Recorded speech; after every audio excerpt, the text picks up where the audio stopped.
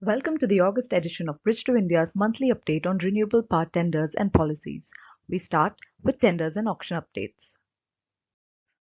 Total utility scale tender issuance in August stood at 1,966 megawatt, down 64% compared to last month. Auction activity was also subdued, with results being announced for 500 megawatt. Auctions were also conducted for a 500 megawatt, 1000 megawatt hour standalone storage tender by SECI. Once again, states led the issuance and auction activity as SECI remained intent on clearing out backlog of previously auctioned projects. Let us deep dive into individual tenders. August saw 13 new utility-scale tenders across multiple states. 5 of these tenders, aggregating to 1,867 megawatt, were issued in project development mode and 8 aggregating 99 megawatt in EPC mode. Maharashtra led tender issuances, but again, bulk of its new tender capacity came under the state's underperforming agri-feeder scheme. There were 3 auctions completed in the month. 6 new rooftop tenders with total capacity of 18 megawatt were issued in August. 3 EPC solar sub-tenders of a total capacity of 615 megawatt were also issued in this month. Bid submission deadlines were extended for a staggering 42 tenders.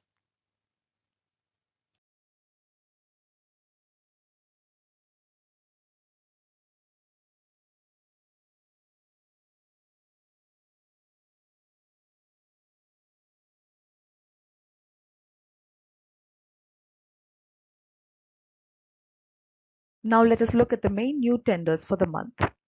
MSEDCL issued a pan-India tender for 250 megawatt RE plus storage capacity. A minimum of 300 megawatt hour of energy must be supplied for every 100 megawatt of contracted capacity during 6 blocks of 1 hour each between 6 p.m. to 10 a.m., defined as non-solar hours. A flat tariff of 2.42 rupees per unit shall be paid for power procured during solar hours, and auction will be conducted based on bids for the non-solar hour output. Minimum CUF for solar generation hours is 19%, and shortfall penalty is set at 25% of PPA tariff. Monthly shortfall of up to 15% during non-solar generation hours is permissible, after which penalty of up to 3 times the non-solar tariff will be levied. MSEDCL can also avail green shoe option to procure an additional 250 megawatt capacity at L1 tariff. The tender is similar to Gujarat peak power tender with some exceptions. There has been an increase in tenders designed to manage peak power demand from centre and states in 2022. We expect more similar tenders in the future. Tata Power Delhi Distribution Limited issued a pan-India solar wind hybrid tender of 255 megawatt with green shoe option of an additional 255 megawatt. Minimum CUF requirement is 30%. This is the first hybrid tender issued by the DISCOM. Maharashtra's MSEDCL issued a 1000 megawatt tender and Mahagenco issued a 600 megawatt EOI notice under Agri-Feeder scheme. As mentioned previously, the Agri-Feeder scheme has received persistently poor response due to small size and distributed nature of projects. The state has conducted auctions for a total of 8.8 gigawatt capacity so far, but a mere 1.9 gigawatt has been allotted. The state has also issued another 298 megawatt project development tender under Component A of the KUSUM scheme. Gujarat's MGVCL issued a 43 megawatt tender under the Component C of KUSUM scheme. Component C refers to solarization of grid-connected irrigation pumps and agricultural feeders. Minimum CUF is 19%. Credit issued a PV storage hybrid EPC tender for a capacity of 5 megawatt with 14 September as the bid submission deadline.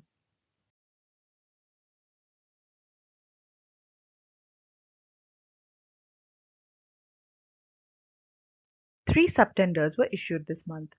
SJVN issued two EPC tenders. The first was for a 100 megawatt solar project it won under Punjab State Power Corporation's 250 megawatt tender in October 2021 at a tariff of 2.69 rupees per unit. The next was for a project it won under SECI's Himachal Pradesh Floating Solar 50 megawatt tender. This was at a tariff of 3.26 rupees per unit.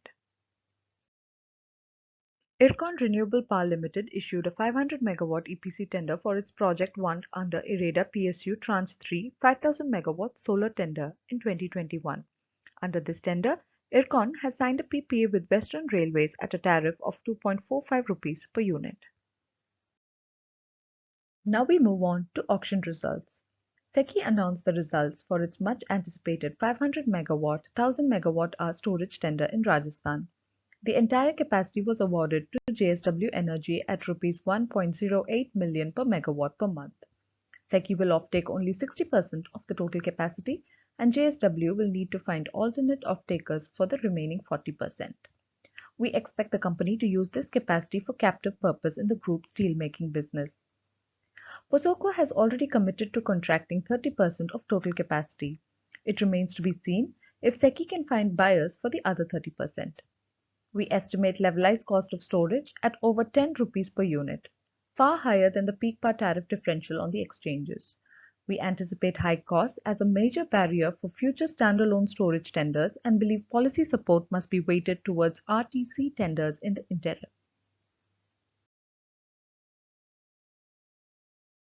In MSEDCL's 500 megawatt solar tender, SJVN, Juniper, Sukhbir Agro, Avada, and Tata Power were declared as winners with tariffs between 2.9 and 2.91 rupees per unit. This is much higher than the tariff discovered in GUVNL's Tranche 16 solar tender auctioned in June 2022 at 2.3 rupees per unit.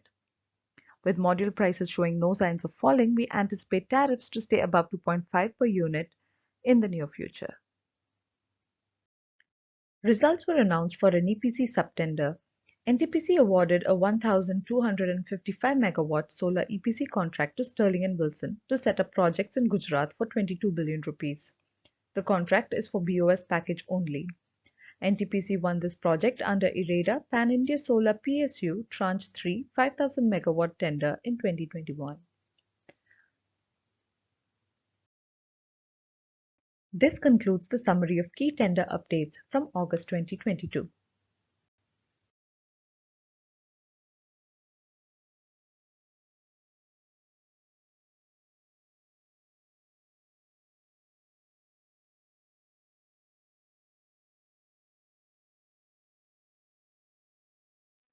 Let us now discuss major policy and regulatory updates.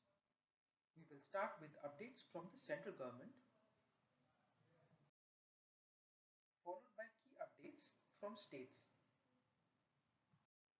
We shall also cover important updates from states. MOP updates RPO trajectory until FY 2030. The Ministry of Power has set RPO trajectory at 43.33% by financial year 2030. The target has been restructured and split in three categories: hydro, wind, and other renewables. Hydro target has been set at 2.82% and may be met by procurement from projects commissioned after 8th March 2019. Wind target of 6.94% may be met by procurement from projects commissioned after 31st March 2022. Target for other renewables at 33.57% may be met by procurement from other hydro and wind power projects, solar and bioenergy projects. Obligated entities are also required to procure 4% of electricity consumption from energy storage projects. Eligible storage projects are required to procure at least 85% of power from renewable sources on annual basis. Updated trajectory is in line with renewable power projects announced by the government. Based on historical power demand growth, we expect total renewable capacity to reach around 390 gigawatt by financial year 2030 compared to target of 500 gigawatt, even with 100% RPO enforcement. It is important for central government to get states to adopt these targets. Alignment of state RPO targets with central government guidelines and enforcement remain critical priorities, with penalty for non-compliance of up to 0.5 rupees per kilowatt hour proposed in recent amendment to Electricity Act. CERC issues draft regulation allowing transmission charges waiver for renewable projects. The central regulator issued a draft amendment to the regulation regarding sharing of interstate transmission charges and losses for power projects. The amendment finally seeks to give effect to guidelines issued by the Ministry of Power. Transmission charges would be waived for solar, wind, and storage projects utilizing renewable power commissioned before 30th June 2025, while losses would be waived for wind and solar power projects with bidding completed before 15th January 2021. CERC's draft amendment has been issued with a long delay after the MOP guidelines, resulting in uncertainty for the market. The draft amendment ignores some key provisions mentioned in the MOP guidelines, including applicability of transmission charges for projects commissioned after June 2025 and waiver for power traded on Green Power Exchange. Forum of Regulators issues draft approval procedure for renewable open access. The Forum of Regulators has proposed a single window approval system for all renewable open access transactions. All captive consumers and non-captive consumers with contracted load of 100 kilowatt or more are eligible under this procedure.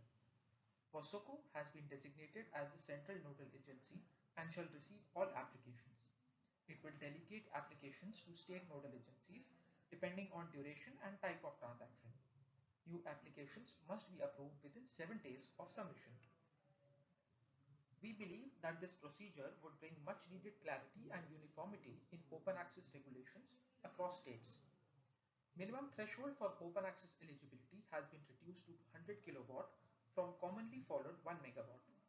Single window application process and short approval timeline addresses long-standing challenges for CNI market.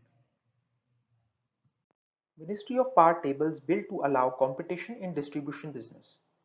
The Ministry of Power has introduced the Electricity Act Amendment Bill 2022 with a proposal to allow multiple DISCOMS to operate in same service area.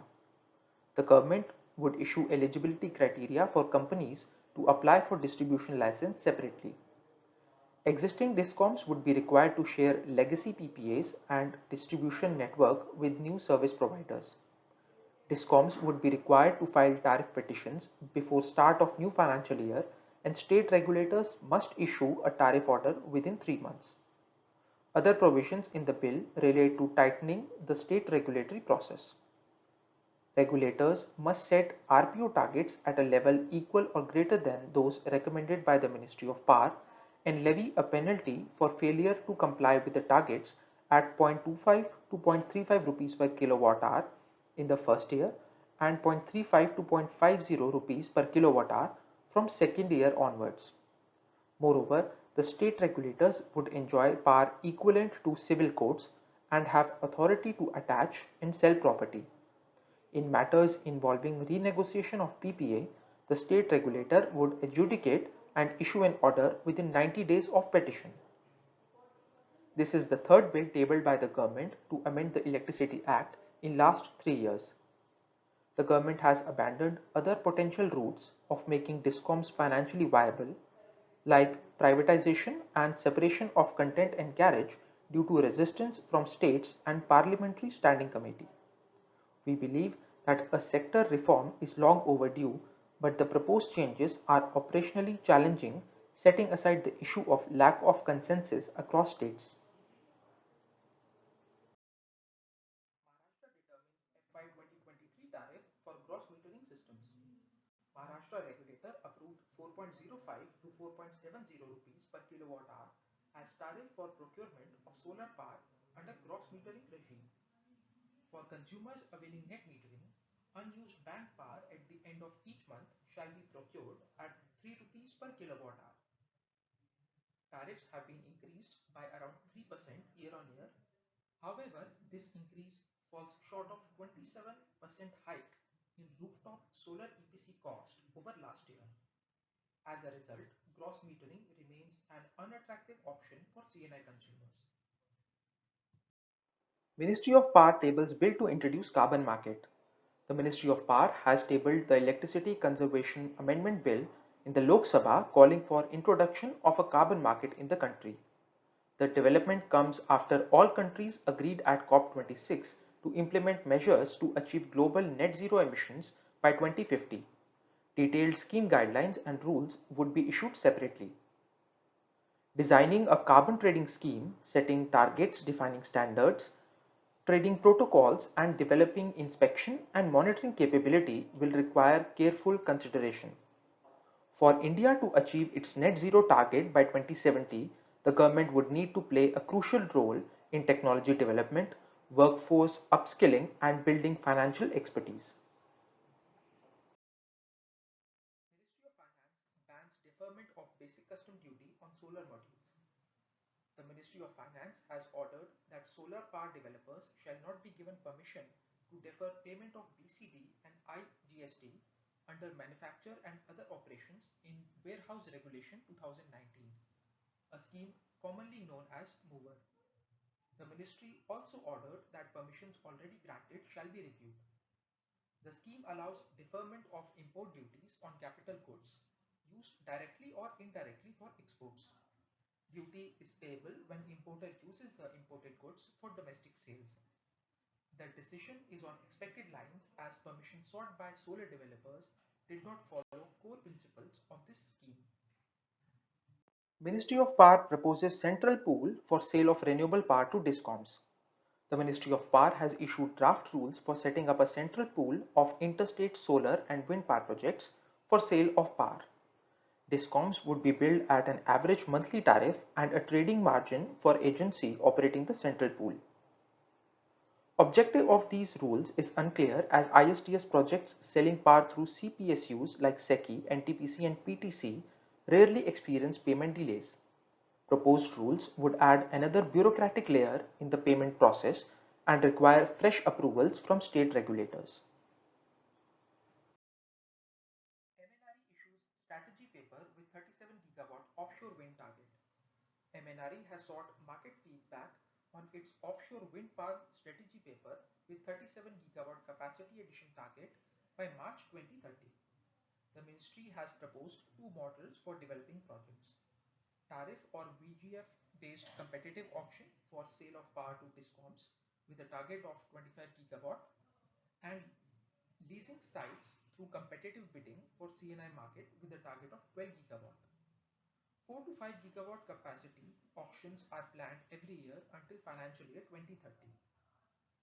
The proposed target is overly ambitious and 23% higher than the target floated by MNRE earlier this year.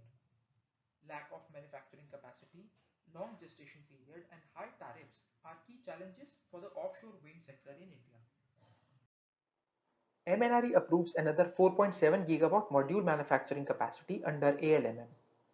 The approval takes ALMM compliant module manufacturing capacity to 18 gigawatt. Largest capacity approval in this iteration was for Wari at 2.65 gigawatt. Leading approved manufacturers include Wari at 4.8 gigawatt, Vikram 2 gigawatt, Adani 1.7 gigawatt and Premier 1.2 gigawatt. Following introduction of BCD and PLI, approved capacity is set to increase rapidly, but there are still concerns about high cost and quality of domestic modules. The government is under pressure from developers to relax ALMM requirements. It is worth noting that no cell capacity has been approved so far. Karnataka withdraws net metering for open access consumers. Karnataka regulator has clarified that open access consumers are not eligible for net metering connectivity. The clarification was issued after DISCOMs rejected net metering applications for many open access consumers. The clarification is a blow to CNI renewable market in Karnataka. Other states like Maharashtra and Chhattisgarh have also adopted similar regulations. Ministry of Finance terminates anti-dumping duty on Chinese solar glass imports. The Ministry of Finance has rejected a recommendation by the Directorate General of Trade Remedies to extend levy of anti-dumping duties on Chinese solar glass by 2 years. The DGTR had recommended that anti-dumping duty may be increased by up to 2.7 times and levied until June 2024. Solar glass accounts for around 10% of module cost. The decision to terminate anti-dumping duty has been taken to reduce the cost of domestic module production, particularly as there is insufficient glass manufacturing capacity. Borosil Renewables is the only domestic manufacturer of solar glass at present. Punjab proposes to ban net metering for captive consumers. Punjab regulator has issued draft regulations for captive power consumers, making them ineligible for net metering, net billing or gross metering. Draft regulation allows captive consumers to bank surplus power until end of financial year. DISCOM has also been directed to verify captive status of consumers on an annual basis. Punjab's open access renewable power market remains highly underpenetrated due to challenges related to land and resource availability. Such restrictive measures would further limit the state's attractiveness as a CNI rooftop solar market. Ministry of Power issues procurement guidelines for renewable power bundled with thermal and hydropower projects. The Ministry of Power has issued bidding guidelines for thermal and hydropower generators to procure renewable power on a competitive basis to complement existing power supply to DISCOMS. Bidding process and PPA terms are similar to competitive bidding guidelines for renewable power procurement by NTPC and SECI. Minimum bid size is set at 50 megawatt with PPA term for 25 years or more. Maximum EMD and PBG is set at 2% and 5% of estimated project cost respectively. Power generators would be penalized at 25% of PPA tariff for shortfall in generation. MOP policy for flexibility in generation and scheduling of thermal and hydropower allows conventional power producers to set up renewable power capacity. The ministry aims to promote bundling of renewable power with conventional power to ensure a more smooth and predictable output and reduction in procurement cost for DISCOMs. Any saving realized by conventional power producers would be shared equally with DISCOMs. Jharkhand sets 4 gigawatt solar target for 2026. The Jharkhand government has issued new solar power policy for 2022-2026 with capacity addition target of 4 gigawatt and 12.5% share of solar in DISCOM power procurement. The state aims to add 2.6 gigawatt capacity from land-based and floating solar projects, 400 megawatt from canal top projects, and 250 megawatt each from rooftop and agri-solar systems. Some key incentives offered include 100% waiver of electricity duty for 5 years, 100% waiver of transmission and wheeling charges for projects equipped with storage, AS and CSS exemption for 25 years, and up to 80% subsidy for residential rooftop solar systems. Banking would be allowed until end of financial year at 5% charge. These targets are overly ambitious. The state regulator has been very slow in enacting new regulations, leading to an underdeveloped renewable market. As an example, the government had issued a rooftop solar policy in 2017 with target of 500 megawatt capacity by March 2020. Currently, the state is estimated to have around 80 megawatt of rooftop capacity. Ministry of Finance allows PSUs to import renewable power equipment without prior approval. The Ministry of Finance has allowed PSUs to freely import renewable power equipment including solar cells and wafers, solar glass, EVA, backsheets, frames, inverters, trackers, and battery storage components among other equipment without any prior approval from the government. The Ministry of Finance had introduced a provision in July 2020 restricting public sector companies from importing equipment on certain countries on grounds of national security. But the exemption became necessary as domestic manufacturing capacity remains inadequate to meet demand and PSUs have increasingly ambitious plans to invest in renewable energy.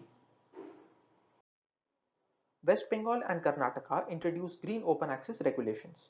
The West Bengal regulator has issued new open access regulations, while the Karnataka regulator has issued a draft amendment to the same incorporating MOP recommendations.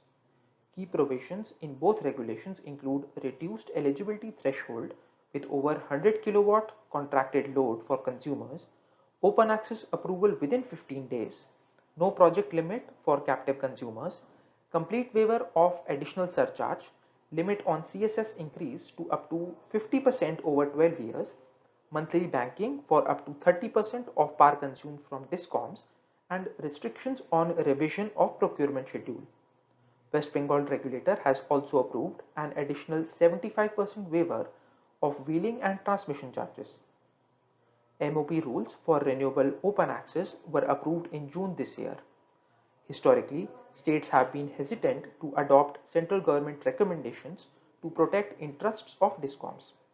Swift adoption of these rules by the two states is refreshing and highly encouraging.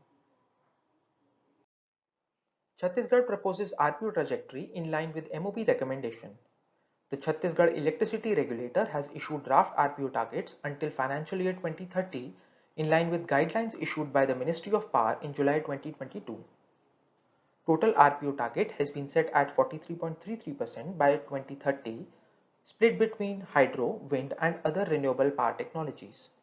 Hydro target has been set at 2.82% and may be met by procurement from projects commissioned after 8th March 2019.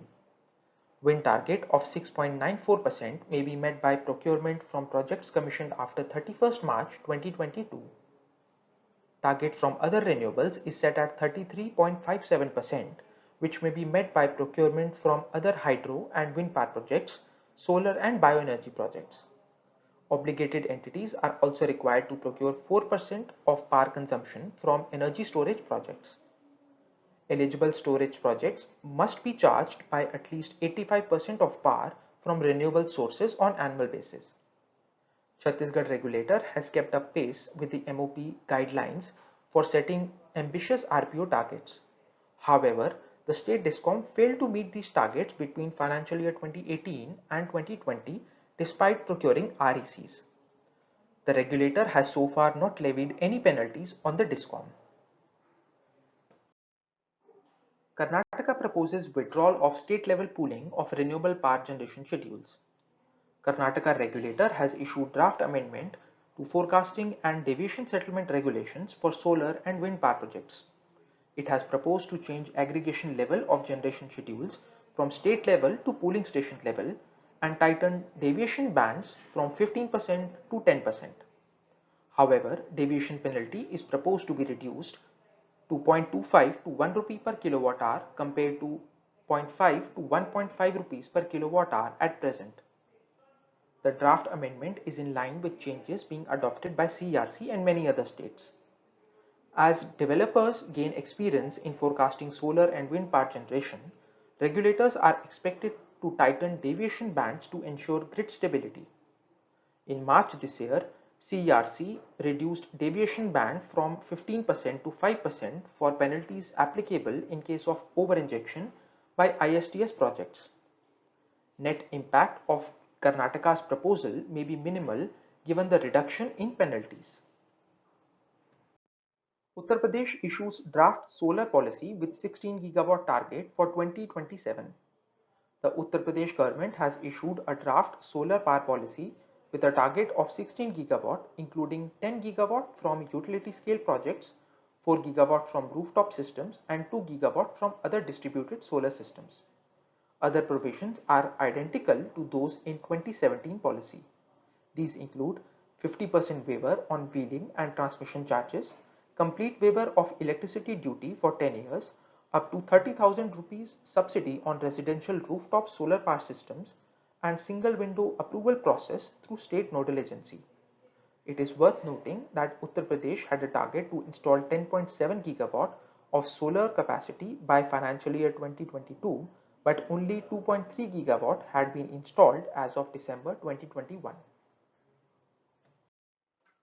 Madhya Pradesh sets 20 gigawatt renewable capacity target for financial year 2027.